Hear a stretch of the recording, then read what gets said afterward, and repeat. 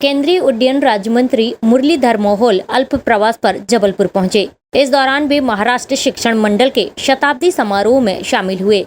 कार्यक्रम में शामिल होने के बाद वह मीडिया से रूबरू हुए और उन्होंने इस दौरान जबलपुर शहर और शहरवासियों की खूब तारीफ की। उन्होंने कहा कि महाराष्ट्र और मध्य प्रदेश दोनों अलग अलग राज्य हैं, लेकिन दोनों ही प्रदेशों की संस्कृति और परंपरा एक जैसी है। ये मां नर्मदा का आशीर्वाद है। संस्कारधानी जबलपूरमध्ये 100 वर्षापूर्वी आमच्या मराठी माणसांनी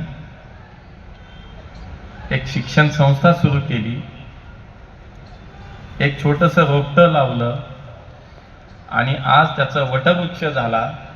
100 वर्ष या संस्थेला पूर्ण होत आहेत। माझ्यासारख्या एका मराठी माणसाला याचा मनापासून अभिमान वाटतो।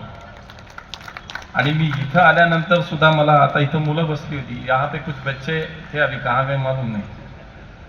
उनमें शिवाजी महाराज भी थे, उनमें महाराष्ट्र की संस्कृति दर्शाने वाले हमारे भगवा फेटा पहनने वाले बच्चे भी हैं।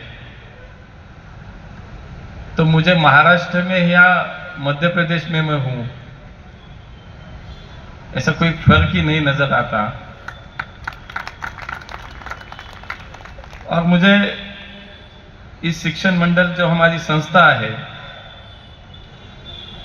जो मराठी भाषिक विद्यार्थियों को मातृभाषा में शिक्षण देने के लिए शुरू हो गई, लेकिन बाद में हिंदी और अंग्रेजी की भाषा में भी स्कूल शुरू हो गए। और यहाँ दिख रहा है कि उच्चतर माध्यमिक विद्यालय हो, Maharashtra institute of higher education हो, ऐसे अलग अलग विषयों के बारे में ये पूरे 100 साल यहाँ शिक्षा देने का काम आप लोग कर रहे हैं। आज भी हिंदी माध्यम की 2 शालाएं, अंग्रेजी माध्यम की 1 शाला और एक महाविद्यालय, ऐसा बड़ा विस्तार आपकी संस्था का है। तकरीबन 2500 विद्यार्थी यहाँ पे शिक्षा ले रहे हैं, लेकिन हम मन से और भावना से बिल्कुल एक है, इसका तथ्य आज मुझे यहाँ पे आ रहा है।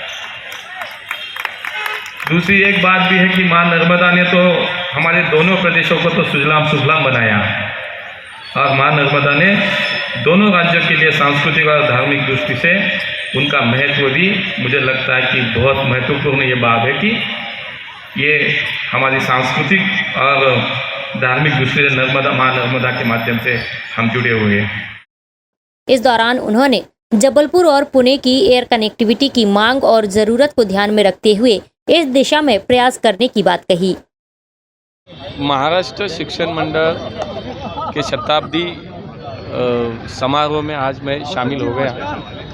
मुझे बहुत बड़ी खुशी हुई कि 100 साल पहले महाराष्ट्र के हमारे कुछ मराठी लोगों ने यहाँ पे स्कूल शुरू किया, आज उसको 100 साल पूरे हो गए और लगातार पिछले 100 साल से एक पवित्र कार्य यहाँ पे शिक्षा देने का कार्य कर रहे हैं।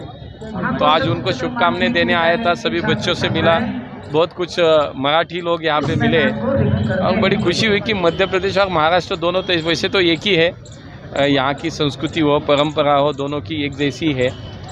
मां नर्मदा के आशीर्वाद से दोनों ही राज्यों में सुजलाम सुफलाम तो बहुत अच्छा ही है।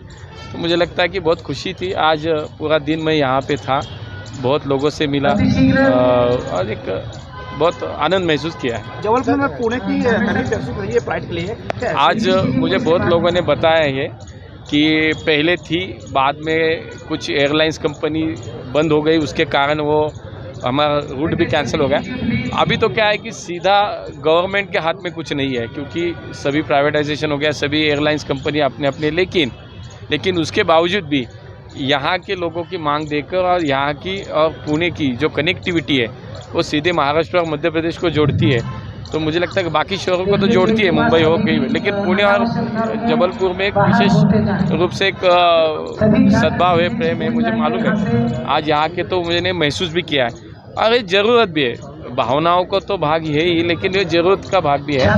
तो बिल्कुल उसके लिए मैं प्रयास करूँगा। हमारे यहाँ के मंत्री जी है हमारे अभी यहाँ गए मंत्री जी हमारे राकेश सिंह जी, उन्होंने भी कहा है, क्योंकि वो भी पिछले 20 साल से यहाँ सांसद थे, उन्होंने यहाँ पे एयरपोर्ट के लिए भी काम किया, हमारे यहाँ के सांसद भी है उन्होंने, तो बिल्कुल मैं प्रयास करूँगा पुणे से सीधा जबलपुर कैसे कनेक्ट हो, किसी एयरलाइंस 2-4 एयरलाइंस कंपनी से बात करूँगा, और आखिर में फाइनेंशियल विजिबिलिटी, फाइनेंशियल वाइबल भी होना चाहिए, तो मैं उनको रिक्वेस्ट भी करूँगा कि दोनों राज्यों की ओर से भी मदद हो जाएगी, ऐसा कुछ प्लान करेंगे तो बिल्कुल हो जाएगा, वैसे प्रयास करेंगे। महाराष्ट्र शिक्षण मंडल का मैं अध्यक्ष हूँ, डॉक्टर जयंत तनखी वाले। यह संस्था विगत 99 वर्षों से सफलतापूर्वक चालू है। शुरुआत में कम विद्यार्थी थे, बाद में धीरे धीरे संख्या बढ़ती गई और मराठी माध्यम में मराठी लोगों ने यहाँ जो थे उन्होंने यह संस्था भिन्न जगह पर, छोटी छोटी जगह पर चालू की, और 1930 के लगभग ये महाराष्ट्र विद्यालय जो आपको भवन दिखता है ये बनाया गया, और 1936 में हमारे प्रथम बैच 11th का पास होकर निकला, और इसके पश्चात धीरे धीरे उत्तरोत्तर प्रगति होती गई और हिंदी माध्यम शुरू किया गया। महाकौशल उच्चतर माध्यमिक विद्यालय इसी का उदाहरण है, और महाराष्ट्र विद्यालय में भी जब मांग बढ़ती गई तो हम लोगों ने हिंदी माध्यम शुरू किया। बाद में अंग्रेजी माध्यम की मांग होने लगी तो एक अंग्रेजी माध्यम का भी स्कूल हम लोगों ने चालू किया। आपको आश्चर्य होगा कि सबसे कम फीस पर हमारा स्कूल चलता है।